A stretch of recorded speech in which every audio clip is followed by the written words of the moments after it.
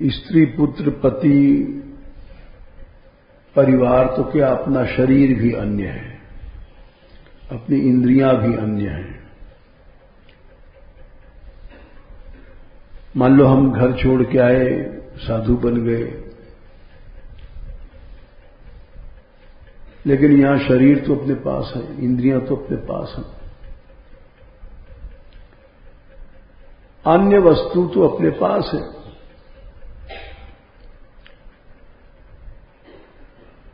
तो प्राय हम जैसे लोग इस भ्रम में रहते हैं कि हम घर छोड़ के आए, स्त्री पुत्र पति सब छोड़ के आए, अब विरक्त बन गए। नहीं, सबसे ज्यादा जो अन्य पदार्थ है वो शरीर इंद्री तो पास में है।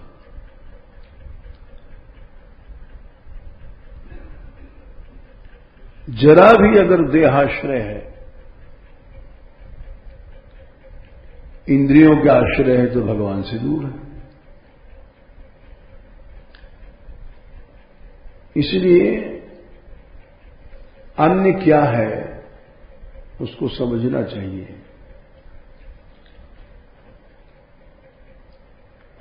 शरीर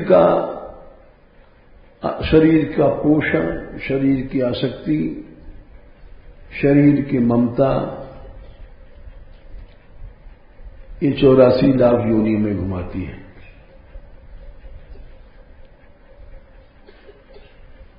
ये सबसे बड़ा अन्य है। केवल मान लो स्त्री पुत्र पति को छोड़ दिया तो वो बहुत छोटा सा त्याग था। हालांकि छोटा तो नहीं है, वो भी आसक्ति आत्मा का अजर बंधन है, कहा गया है। चिता पे जल जाओगे लेकिन आसक्ति नहीं जलेगी। शरीर मनुष्य को छूट जाता है लेकिन आसक्ति नहीं जाती। इसीलिए आसक्ति को अजर, आत्मा का अजर बंधन कहा गया। कई जगह कहा गया। अजर बने कि शरीर जल जाएगा, आसक्ति नहीं जलेगी। प्रसंगम अजरम पाशम आत्मनः कव्यो विदुः, 3 स्कंद के 25वें अध्याय में ये बात कही गई है कि अजर पाश है आसक्ति।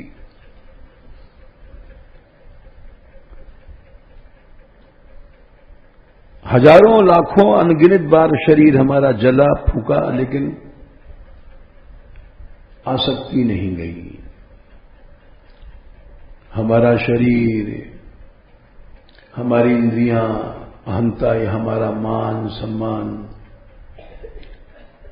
ये आज तक नहीं गया। इसलिए प्रसंगम अजरम पाशम, प्रसंग माने आसक्ति अजर पाश है, ये कभी जलेगी नहीं। तुम्हारा शरीर भले जल जाए, प्रलय में करोड़ों सूर्य निकलते हैं और सब संसार, अनंत संसार, ब्रह्मांड महाप्रलय में जल जाता है, लेकिन जीवों की जो अविद्या है वो नहीं जलती। आसक्ति मोह ममता, इसको प्रलय की सामर्थ्य नहीं कि जला दे, सूर्य की सामर्थ्य नहीं है जला दे, किसी के सामर्थ्य नहीं है। इसीलिए प्रसंगम अजरम पाशम, ये कभी नहीं आसक्ति जलती है। और हम घर छोड़ के आए तो शरीर में आ सकते हैं, इंद्रियों में आ सकते हैं। यहां भी हमारी कुटिया है, हमारा ये है, शिष्य शिष्या सब आसक्ति करते रहते हैं। आसक्ति की जो आदत है वो नहीं जाती है।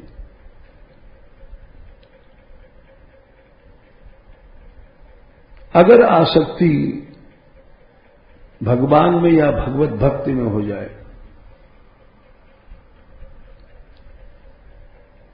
प्रसंगम अजरम पाशम आत्मनः कवियो विदुः सचेत साधु सुकृष्णो कृतो मोक्ष द्वारम अपावृतम। मुक्त हो जाता है अगर भक्ति में आसक्ति है। सही भक्ति में होना चाहिए, लेकिन ऐसा नहीं कि हम जैसे लोग घूम रहे हैं, लड़ुआ दास, पीड़ा दास, रुपया पैसा दास, अठन्नी चवन्नी दास, उसको भक्त नहीं कहते। भक्त तो भगवान के अतिरिक्त कहीं आसक्ति नहीं रखता है।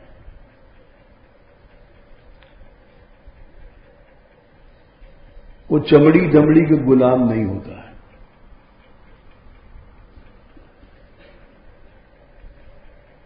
अगर भक्त में आसक्ति हो गई है तो निश्चित ही मोक्ष द्वार खुला हुआ है, लेकिन होना चाहिए भक्ति।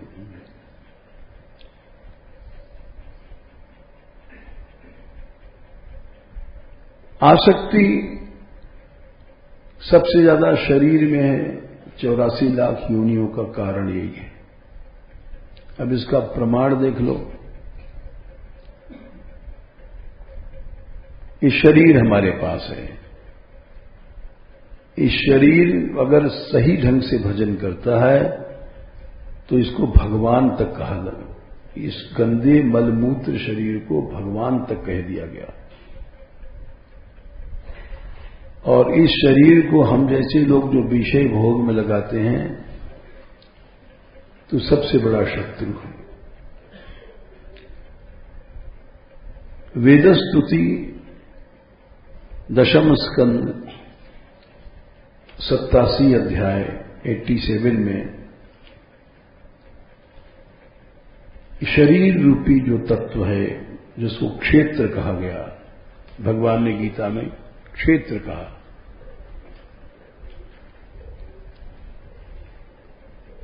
इदम शरीरम कौन्तेय क्षेत्रम, गीता में भगवान ने इस बात को 13वें अध्याय में कहा है। ये शरीर कोई मामूली चीज नहीं है। इस शरीर को ही हम जैसे लोग नहीं समझ पाते हैं। इसलिए 13वें अध्याय में भगवान ने कहा इदम शरीरम कौन्तेय क्षेत्रम। ये शरीर ही खेत है। खेत में बीज डालता है आदमी, फसल होती है। ये शरीर ही खेत है।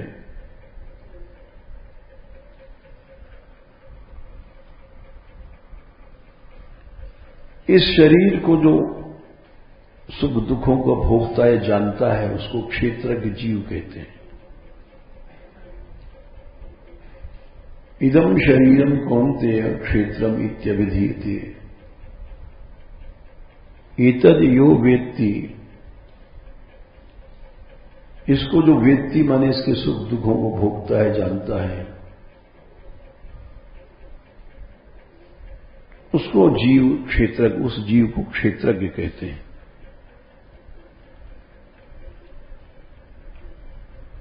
तो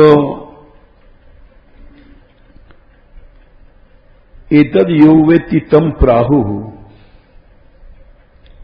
क्षेत्रज्ञ इति तद्विदा।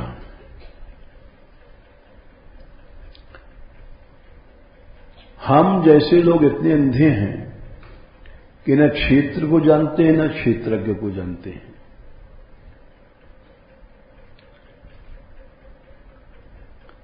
अगर शरीर और जीव के इस फर्क को हम समझ जाएं तो मुक्त हो जाएंगे।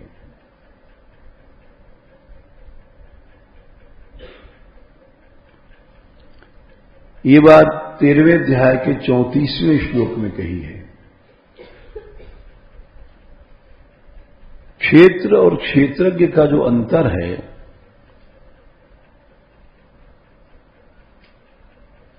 उसको अगर कोई ज्ञान दृष्टि से जान जाए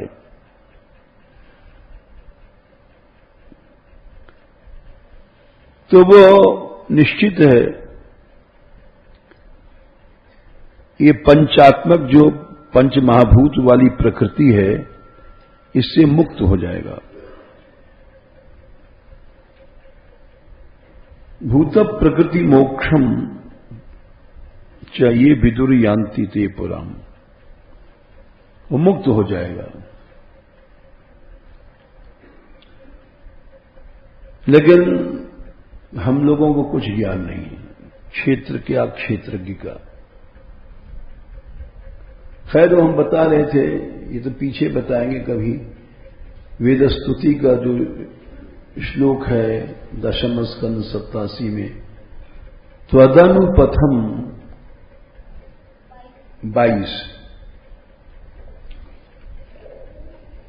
ये बड़ा विचित्र श्लोक है कि शरीर को भगवान कह दिया, ये मलमूत्र के पिंड को, और शरीर ही मृत्यु है। तो इस श्लोक में कह दे, इदम त्वदनुपथम कुलायम इदम, कुलाय माने शरीर, कु माने पृथ्वी, कौ लियते इति कुलाया, जो पृथ्वी में लीन हो जाता है, मिट्टी मिल जाएगा। ये शरीर हमारा थोड़ी देर में ये मिट्टी है, इसको कितना भी घी पिला लो, दूध पिला लो, गहना सजा लो, सोने से चांदी से,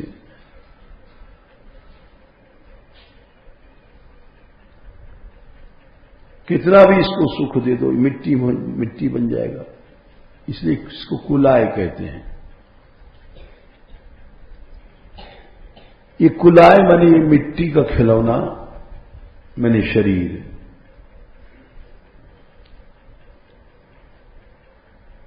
ये केवल मिट्टी है। कु माने पृथ्वी। जैसा कि रसिया में लिखा है, खिलौना माटी को तू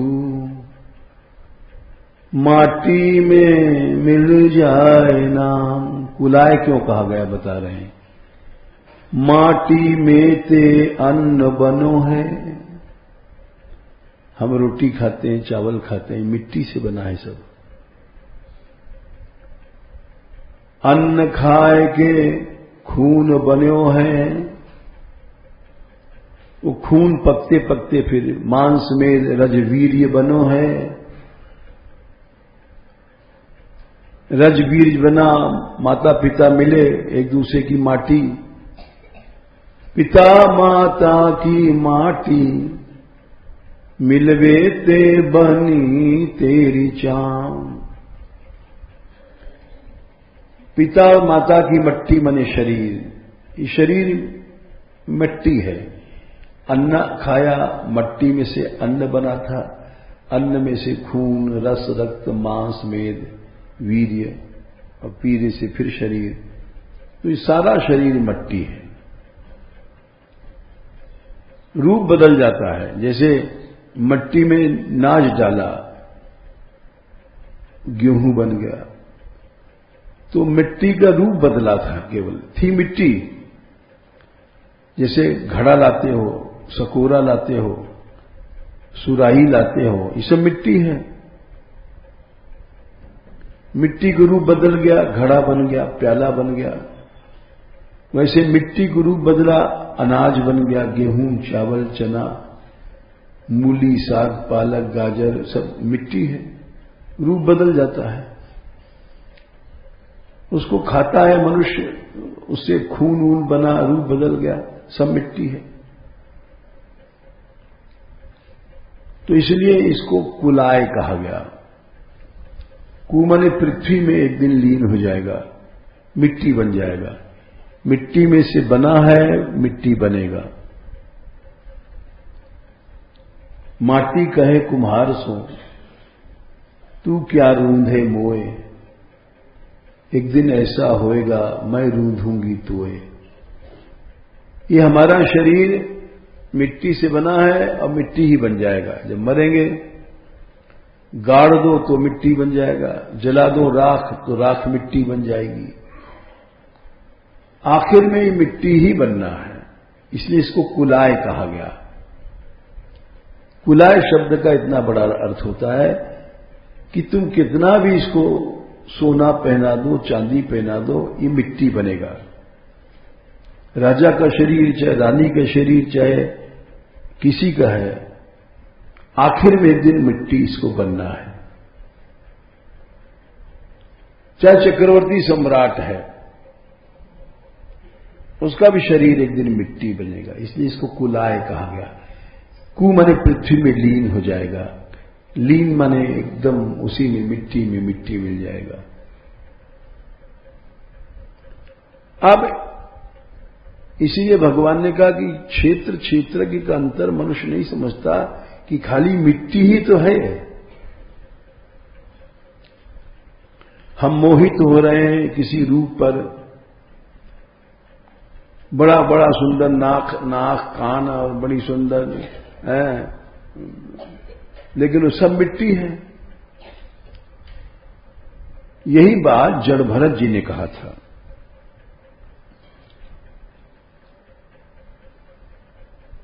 ये कुलाय क्यों है हम लोग जानते नहीं हैं। यही कुलाय शब्द का अर्थ जड़ भरत जी ने राजा रघुगण को समझाया था, उपदेश दिया था उन्होंने कि पालकी ढूंढ रहे थे और उछल जाते थे, तो राजा ने क्रोध किया। तो उन्होंने कहा था, कुलाय शब्द का अर्थ बता रहे हैं 5वां स्कंद 10वें अध्याय में। बोले, हे राजन 5, 10, 9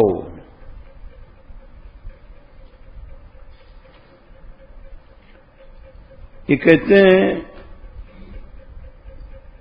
कि न कोई बोझ है न कोई ढोलने वाला है। आत्मा न बोझ ढोती है न आत्मा नौकरी करती है। ये तुमने जितना कहा ये सब शरीर के ऊपर बातें घटती हैं, इसका हमारे आत्मा से कोई संबंध नहीं है। त्रयोदितम व्यक्तम अविप्रलब्धम,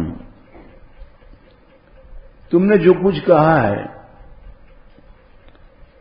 विप्रलब्ध मने गलत बात, ठगाई नहीं है। अविप्रलब्धम मने सही कहा।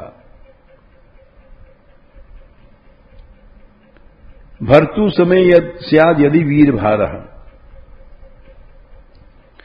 यदि कोई भार है तो ढोने वाले के लिए ढोने वाला शरीर है, आत्मा तो है नहीं। तुमने कहा रास्ते में उछलते हो, रास्ता है तो शरीर के लिए है, आत्मा न रास्ता से मतलब। गंतुर यदि स्याद अधिगम्य मध्वा पीवे थी राशम नविदाम प्रवाद, तुमने कहा तुम बड़े मोटे हो, तो आत्मा न मोटी होती है न पतली होती है। इस शरीर से इसका कोई संबंध नहीं। शरीर ही स्थौल्य मोटा होता है, कृषि पतला होता है, व्याधि रोग होते हैं, आदि होते हैं, भूख प्यास, क्षुत मानी भूख प्यास, भय, लड़ाई झगड़ा, बुढ़ापा, प्रेम क्रोध, अभिमान, शोक, ये जितने शरीर के हैं। बड़ा सुंदर उन्होंने भाषण दिया कि इसका हमसे कोई संबंध नहीं इन चीजों का। ये सारे शरीर के धर्म हैं। और तुमने जो कहा जीने मरने की बात, वो सब विकारी पदार्थ जितने हैं इनमें दोनों में दिखी जाती हैं। विकारी पदार्थ शरीर में ही स्वामी सेवक का नियम लागू होता है। ये सब व्यवहार मात्र है। तुम राजा हो, हम प्रजा हैं, ये सब भेद बुद्धि शरीर की है।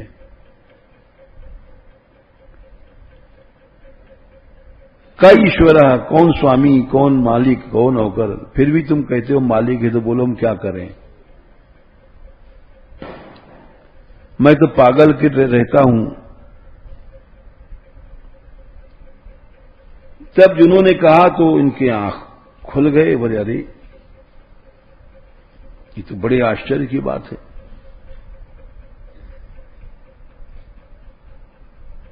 ये जने कौन है ऐसा विवेकी पुरुष। तब उन्होंने बहुत बड़ा उपदेश दिया है, जो 20 से 25 श्लोक तक उसको हम छोड़ रहे हैं, क्योंकि हमने इस श्लोक को लिया है वेद स्तुति की। तो त्वदनुपथम कुलायम इदम, वेद स्तुति में कहा गया कि जो मिट्टी है, कुलाय माने मिट्टी, त्वदनुपम कुलायम इदम, अगर आपके रास्ते पे चल रही है, त्वद माने भगवान के रास्ते पे, श्रुतियां कह रही हैं ये शरीर अगर सीधे सीधे भगवान का भजन करता है, भोगों में नहीं, संसार में नहीं, तो आत्मा माने भगवान या आत्मा की तरह है। इसीलिए संतों को भगवान कहते हैं, उनका जूठन भी खाते हैं। आत्मवत, ये शरीर आत्मा की तरह हो जाता है।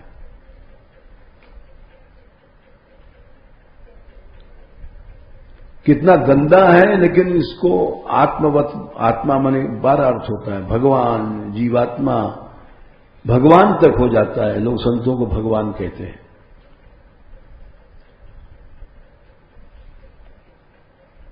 और भगवान के अंदर जो गुण हैं उस शरीर में आ जाते हैं। भगवान में क्या गुण है? नित्य प्रिय हैं, चैतन्य हैं और सुहृत हैं। भगवान में क्या गुण होते हैं? भगवान सबके सुहृत हैं, सबकी आत्मा है, उसको भगवान कहा गया। देख लो, ये बात स्वयं भगवान ने कहा,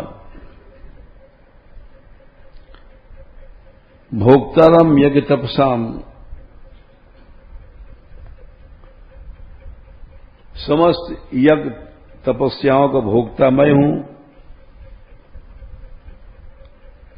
सर्वलोक महेश्वरम, सब प्राणियों के ईश्वर मैं हूं, सब प्राणियों का सुहृद मैं हूं, ज्ञात्वा माम शांति मृक्षति। और ऐसा जानने के बाद जब वो इस रूप में हमें जान लेता है, तब शांति इसको प्राप्त हो जाती है। ये स्वयं भगवान ने अपना स्वरूप बताया। हाँ, आखिरी श्लोक है कि मैं सब प्राणियों का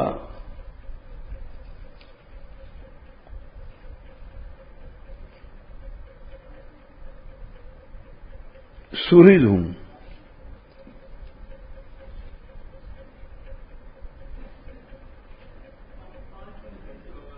हाँ, जब भी तो कह रहे हैं, गलत बता दिया तुमने। आखिरी श्लोक है 5 का, 5वें अध्याय का आखिरी। भगवान के लक्षण क्या हैं? सब यज्ञ तपस्याओं का भोक्ता वही है, सबका ईश्वर वही है, चैतन्य रूप है, और सूर्यदेव, भगवान ही एकमात्र सबके सुहृत हैं, दया करने वाले हैं। तो जो भगवान के गुण हैं वो इस शरीर में आ जाते हैं। इस वेद स्तुति में पढ़ो, त्वदनुपथम कुलायम इदम आत्म माने भगवान, अप्रिय नित्य भगवान, भगवान की परिभाषा है जो नित्य प्रिय हैं। ये बात गोपियों ने प्रणय गीत में कहा है। ये तीनों बातें भगवान में ही हैं। देख सकते हो 10वें स्कंद में 29वें अध्याय में जो गोपियों ने प्रणय गीत गाया है, 32वां श्लोक होगा, 10, 29 और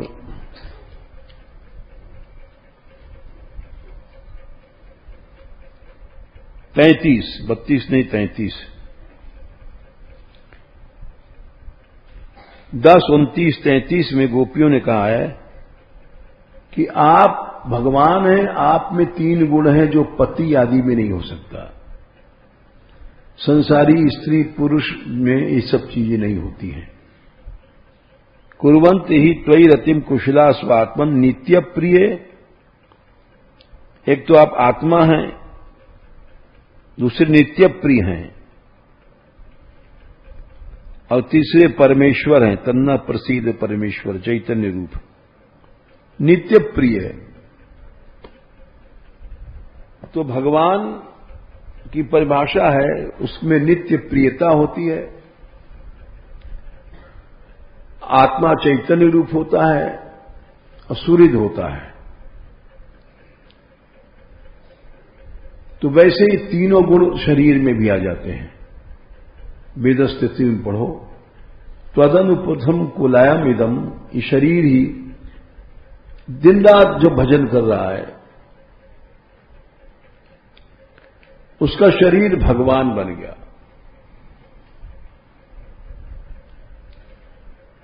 उसमें नित्य प्रियता आ जाती है, सुहृद बन जाता है, चैतन्य बन जाता है। यदि शरीर अनल रूप से भगवान का भजन कर रहा है, उस शरीर की सेवा भगवान तक ने किया। माधवदास की टट्टी तक उठाई, मल उठाया,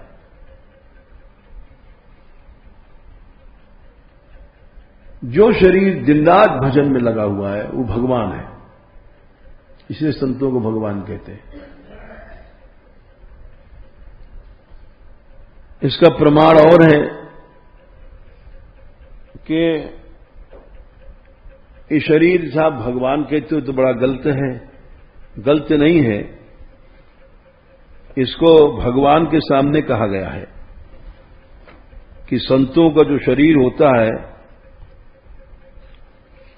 वो 10वें स्कंद के 10वें अध्याय में 10:38 में आखिरी लाइन, दृष्टि सताम दर्शनेस्तु भवत तनु नाम। संत लोग, भक्त लोगों का शरीर आपका शरीर है, ये प्रमाण है। भवत तनु नाम सताम, संतों का शरीर एकदम भगवान का शरीर समझना चाहिए। ये प्रमाण है कि संतों का शरीर, भक्तों का शरीर भगवान का है। वही बात यहां वेद स्तुति में कही गई। अगर शरीर आपके अनुपथ मने दिन रात, अनु मने आपके रास्ते पर चल रहा है, भजन कर रहा है, सब इंद्रियां भगवान में, भोग में नहीं जा रही हैं, भगवान में जा रही हैं, तो आत्म भगवान नित्य प्रिय सुहृद की तरह ये शरीर है। इतना कीमती शरीर हो जाता है। व्यास गद्दी पर सबसे ऊंचा व्यास को क्यों बैठाला जाता है? राजा भी आता है तो नीचे बैठता है, चक्रवर्ती सम्राट परीक्षित वगैरह सब नीचे, देवता भी नीचे बैठे, बड़े बड़े ऋषि महर्षि सब नीचे बैठते हैं। क्यों? कि वो भगवान है शरीर। उस शरीर को भगवान समझना चाहिए जो नित्य भगवत स्मरण में लगा है। उस शरीर की बात कर रहे हैं, बाकी हम जैसे लोग का शरीर नहीं। हम तो भोग दास हैं, लड्डू पेड़ा दास, पैसा दास, रुपया दास हैं। लेकिन जो वास्तव में शरीर भगवत परायण है वो भगवान है। तदनुपथम कुलायम इदम आत्मसुहृत प्रियवत चरथि। अब भगवान कैसे? तथोन्मुखे। भगवान हमारी प्रतीक्षा कर रहे हैं कि हमारा बेटा हमारे पास आ जाए। भगवान इतने दयालु हैं।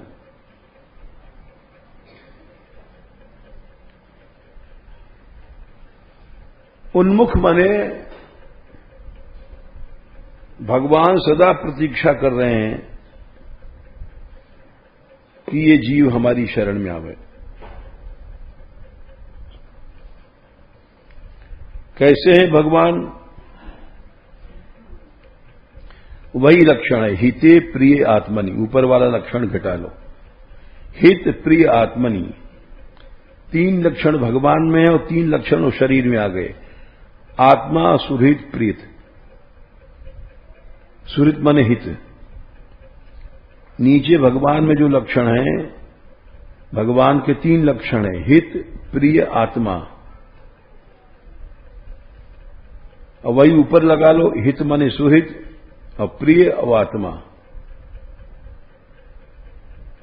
बड़ा विचित्र श्लोक है। जो 3 गुण भगवान में, वही तीनों शरीर में आ गए। जो निरंतर भजन परायण है, उसका उस शरीर भगवान है।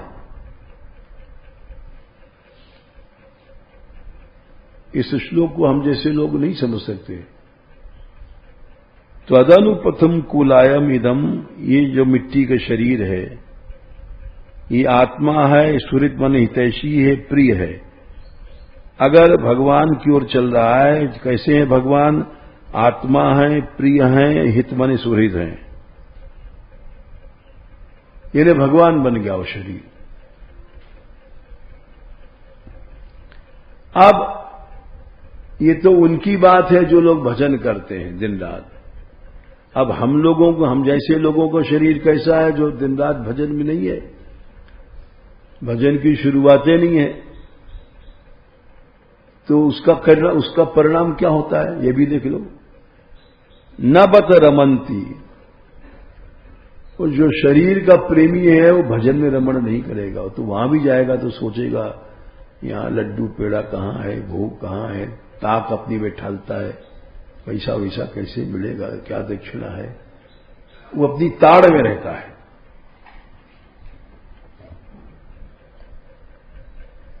वो भजन के क्षेत्र में जाकर के भी भजन में रमण नहीं करेगा। वो अपनी ताड़ बाड़ में रहता है, कहां से माल पानी मिल जाए, पैसा देला सब भोग। न बद रमंती अहो। क्यों? असद उपासना। असत बने शरीर, असत शरीर की उपासना में लगे हुए हैं, इसलिए वे लोग आत्महत्यारे हैं। जो शरीर की ताड़ में लगे हैं वे आत्महत्यारे हैं। और आखिरी कड़ी है बड़ी विचित्र। जिस यदनुशया, जिस शरीर के में आसक्ति के कारण एक कुशरीर भृत 84 लाख योनियों में हम लोग घूम रहे हैं। उरु भय, जहां हर योनि में भय है, मृत्यु, बीमारी, कष्ट। ये जितना भी कष्ट पा रहे हैं हम लोग शरीर की आसक्ति से, जितना भी दंड मिल रहा है, दुख मिल रहा है शरीर की आसक्ति से, जितना भी संताप हो रहा है शरीर की आसक्ति से। उरु भय, अनंत भय है शरीर की आसक्ति में। और इसका परिणाम है कि 84 लाख योनि में कुत्ता, गधा, सांप सपूरा बनते डोलते रहते हैं, क्योंकि शरीर की आसक्ति है। इस शरीर की आसक्ति को छोड़ने के बाद भजन में रमण होगा, और भजन में रमण करने से फिर वो भगवान बन जाता है शरीर। उस शरीर को लोग भगवान कहते हैं। भगवान बैठिए, संतों को भगवान आइए। यही शरीर तुमको भगवान बना देगा, यही शरीर तुमको कीड़ा मकोड़ा मच्छर मक्खी वगैरह बना देता है। तो हम जैसे लोग शरीर की आसक्ति करते हैं, और भगवान के भक्त लोग शरीर की में आसक्ति न करके भगवान में आसक्ति करते हैं, तो भगवान में आसक्ति होने से शरीर की सारी क्रियाएं भगवान के लिए हो जाती हैं।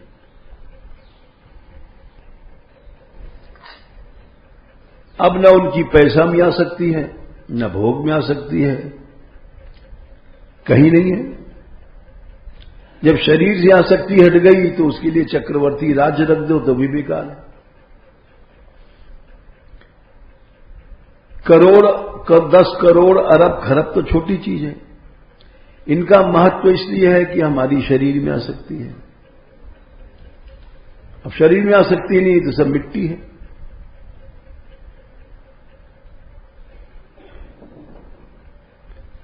यदनुशया भ्रमंती, अनुशय माने शरीर में जब मन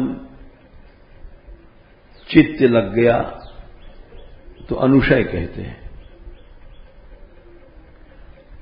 एक छोटा सा उदाहरण बता दें समझने के लिए। एक बार एक दिल्ली से कुछ लोग आए, तो उसमें 2-3 बुढ़िया थी, अरे हम समझते हैं 60-70 साल की उसे के आसपास उम्र होगी, और बैठ गई। स्वामी जी हम सत्संग करने आए हैं। हमने कहा बैठिए। पहले उनका शक्ल देखा हमने, 60 वर्ष से ज्यादा उम्र अवश्य होगी, लेकिन ऐसा लिपस्टिक लगा रखा था लाल लाल जैसे खून चू रहा है, और श्रृंगार ऊपर से नीचे तक। भाई कोई जवान लड़की करती है तो एक बात वो है, अब कोई बुढ़िया हो गई है और वो उनका कपड़ा वपड़ा, तो शक्ल देखते ही मान पता पड़ जाता है कि क्या नमूना है। तो उन्होंने प्रश्न किया, स्वामी जी मन भगवान में कैसे लग जाए ये बताइए, हम आपसे पूछने के आए हैं। तो इससे क्या कहें, अब सवेरे से समझाता हूं, कपड़ा ही सजा रही हो और मेकअप ऐसा लगा जैसे कोई। तो हमने कहा कि भाई ज्यादा तो नहीं कहा, हमने कहा तुम अपने शरीर से मन हटाओ तब भगवान में लगेगा। बोले वो तो मैंने हटा लिया।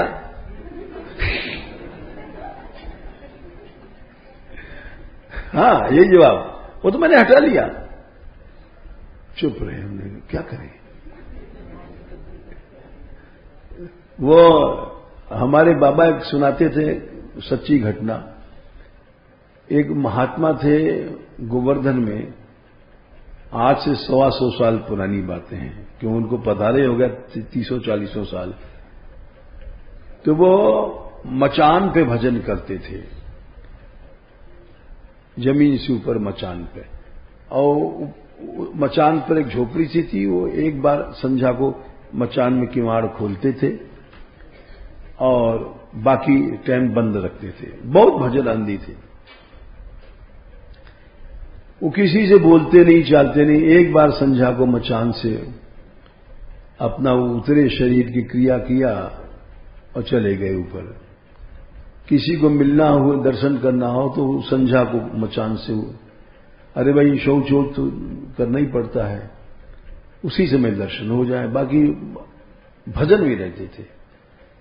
तो एक कोई बाबा बताते थे, उदयपुर के महंत आए,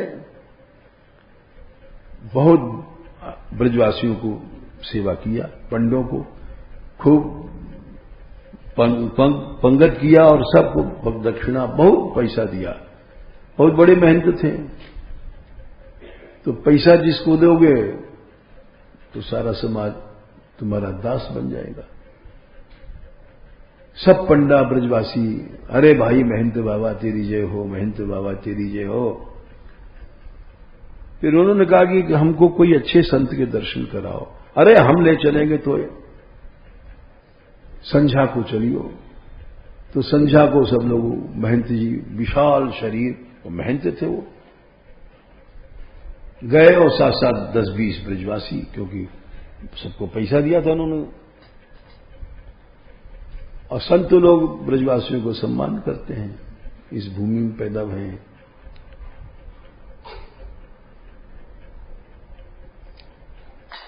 अरे बाबा दर्शन दे भाई, महंत बाबा आयो है। तो भाई हल्ला मचाया तो उन्होंने अपना खिड़की सी खोली। अब ब्रजवासियों की बात थी, बाबा ये महंत बाबा पर दया कर, ये बड़ो भगत है, यानी बड़ी ब्रजवासियों की सेवा करिए। तो बोले अच्छा भाई, क्या कहते हो भाई महंत जी? तो महंत जी तो विशाल चकाट शरीर और वो महंत ही थे। बोले कि महाराज मैं आपके पास आया हूं साधन भजन के बारे में जानने के लिए, और हमें कोई इच्छा नहीं, क्योंकि बहुत बड़े मेहनत थे, पैसा धेला की कोई कमी नहीं, करोड़ों रुपए इनके पास। तो बोले संत जी मचान से, तुम 1 साल का हम तुमको समय देते हैं, इस शरीर का तामस दूर करके 1 साल बाद आना।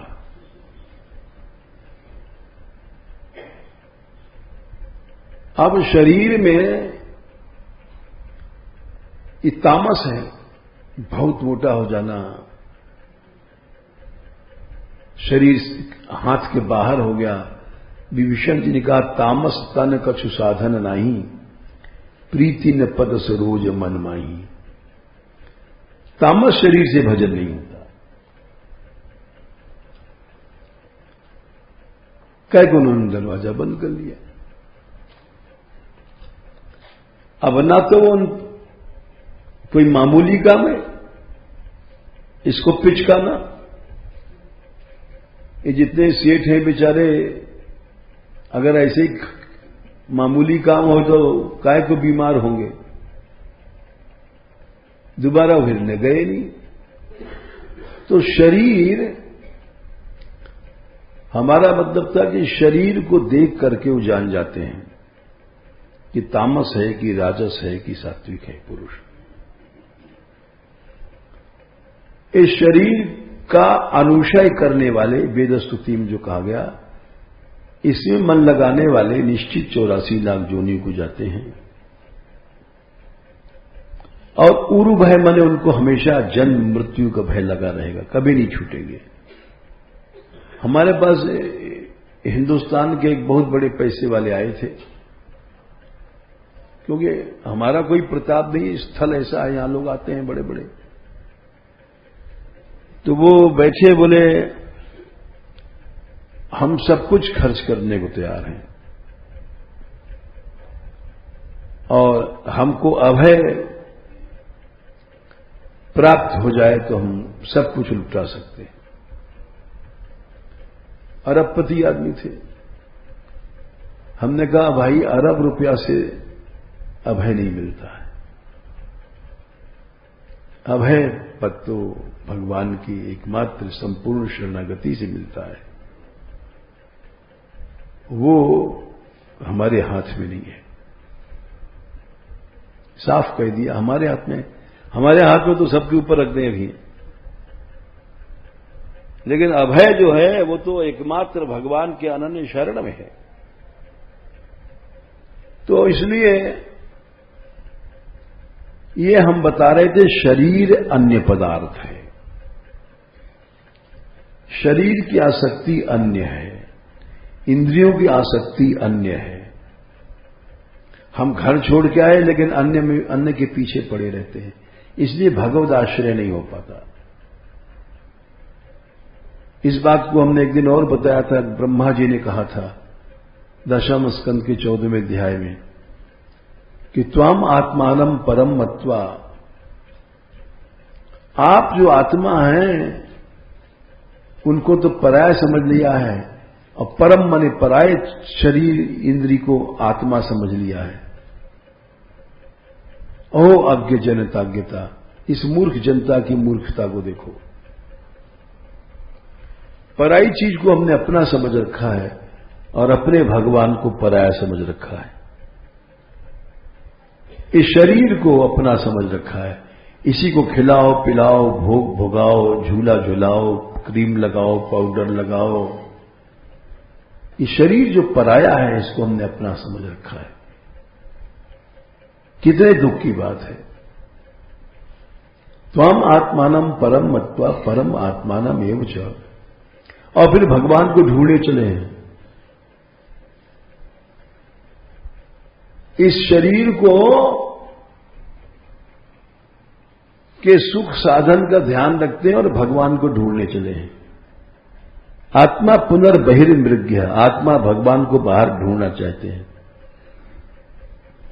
अहो अज्ञ जन, मूर्ख जनता की देखो, अपने जैसे साधु बन गए और फिर भी शरीर के सुखों को ढूंढ रहे हैं। लाओ लड्डू लाओ, पूड़ी लाओ, कचौड़ी लाओ, भोग लाओ, अब भगवान को क्या तुम पाओगे। आत्मा पुनर्बहिर, बाहर ढूंढ रहे हो भगवान को। पराये शरीर को तो तुमने अपना मान लिया है।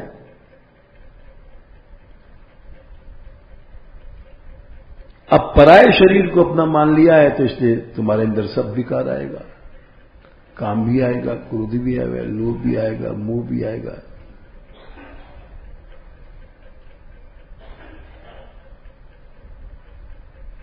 समझ नहीं पाते। हमारे पास रहने वालों ने, किसी ने कल प्रश्न किया, जैसे कि अभी राधाष्टमी के एक दिन पहले यहां जो नया रस मंडप बना है, क्योंकि हॉल छोटा हो गया लड़कियों के लिए नाचने के लिए, तो बनाना पड़ा वो बहुत बड़ा हॉल। उसका उद्घाटन भी है। राधाष्टमी से एक दिन पहले एक नाटक होगा, राधा जन्म नाटिका। वो कभी आज तक हुआ ही नहीं, लोगों को पता ही नहीं, बरसाने आते हैं जाते हैं कि कौन थे ब्रजभान जी, कौन थी कीर्ति थी, कैसे कैसे श्री जी का प्रकट हुआ। तो हम कह रहे थे भाई सबको निमंत्रण पत्र भेज दिया जाएगा। तो कुछ लोग बोले जो विरोधी हैं उनको भी भेज दिया जाएगा। हम चुप रहे। हमने कहा तुम्हारी क्या राय है? बोले उनको नहीं भेजना चाहिए। हमने कहा नहीं भेजेंगे, हमारी कोई आसक्ति नहीं है। लेकिन हम जानते हैं कि हम सही हैं, हम भेजेंगे नहीं, क्योंकि तुम लोगों को क्षमा एक ऐसी चीज है, हमने कहा तो नहीं क्योंकि वो समझ नहीं सकते थे।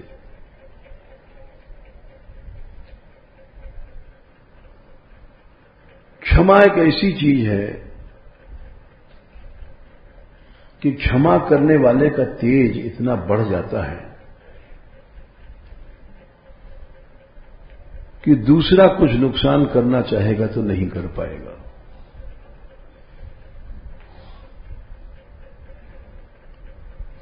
यदि सच्ची हृदय में तुम्हारी क्षमा है तो। एक उदाहरण देते हैं कि बहुत से लोग बेचारे मानगढ़ के यहां थे वो विरोधी बन गए आपस के राग द्वेष से।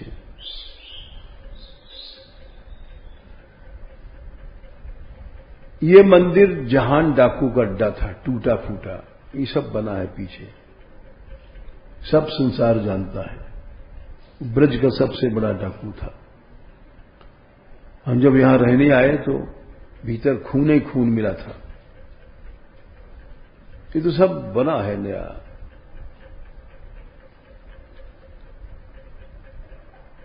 और यहां कोई रहता नहीं था, भूत प्रेत के अलावा कुछ नहीं। रहते थे केवल सर्प लोग चारों।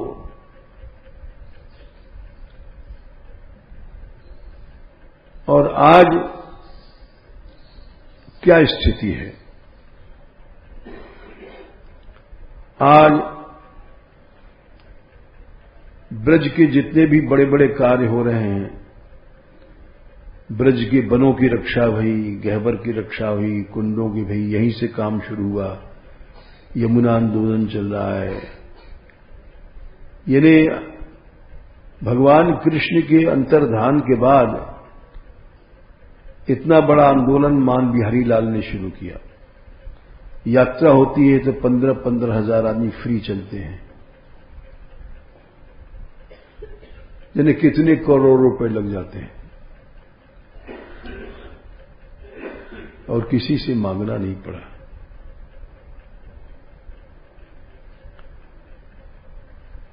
ये कब हुआ? जबकि इतना विरोध लोग करते रहे। विरोध का परिणाम क्या रहा? कुछ नहीं। 5 लाख रुपए रोज गौशाला का खर्च है और ज्यादा। महीनों में करोड़ों उठ जाते हैं। ऐसा क्यों हुआ?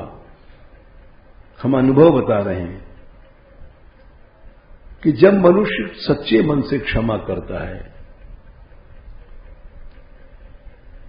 तो उसका तेज बढ़ता है।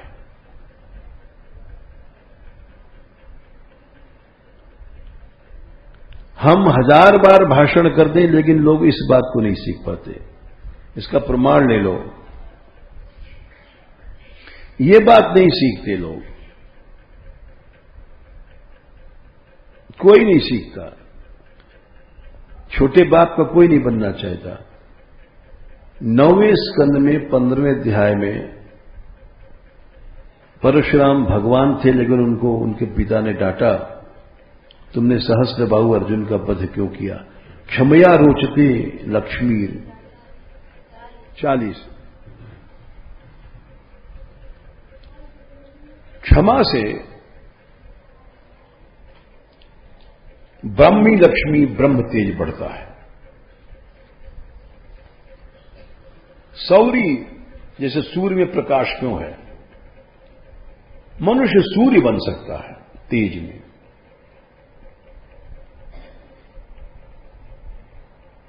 लेकिन ये बात कोई नहीं सीखता। जरा जरा सी बात पे लोग टिन्न भिन्न होते रहते हैं। कोई छोटी छोटी बात पर। अब तेजस्वी हम कैसे बन जाएंगे?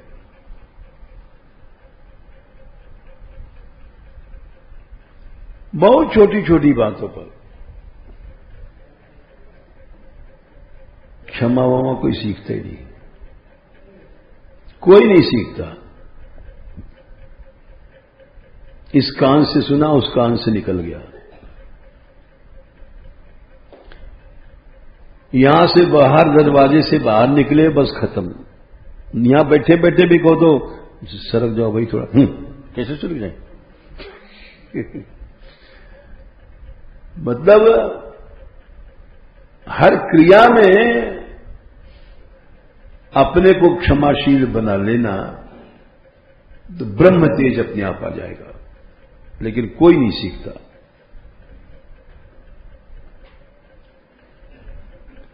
दो व्यक्ति मान लो चेचे कर रहे हैं और उनसे कह दिया जाए शांत रहो, अरे पक्ष किया बाबा ने, पक्ष किया। ये नाटक चल रहा है कितने साल से। अनंत तेज आ जाता है। क्षमया रोचते लक्ष्मीर ब्राह्मी सौरी यथा प्रभा क्षमिणाम आशु भगवांस तुष्यते हरिरीश्वर। बहुत जल्दी भगवान प्रसन्न हो जाते हैं इस पर, क्षमाशील पर। इतने जल्दी प्रसन्न हो जाते हैं, लेकिन जाने क्या बात है, बात सही है। हमारे पास रहने वाले लोग 10 साल, 20 साल, 25 साल, 30 साल, जाने और कितने साल से रह रहे हैं, लेकिन ये चीज नहीं आ पाती। वही है कि कुत्ते की दुम पूंछ, उसको 100 साल तक शीशे की नली में रखा गया और जब निकाला तो टेढ़ी निकली।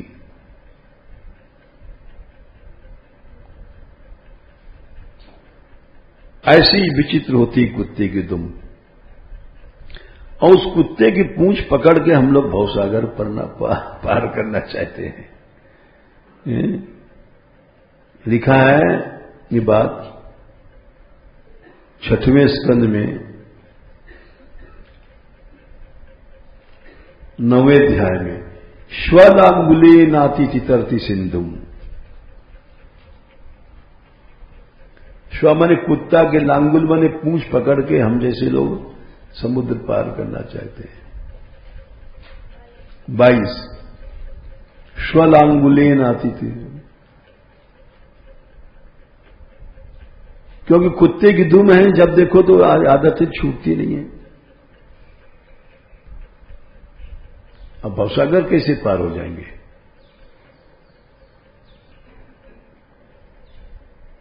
ये सब ऐसी चीजें हैं।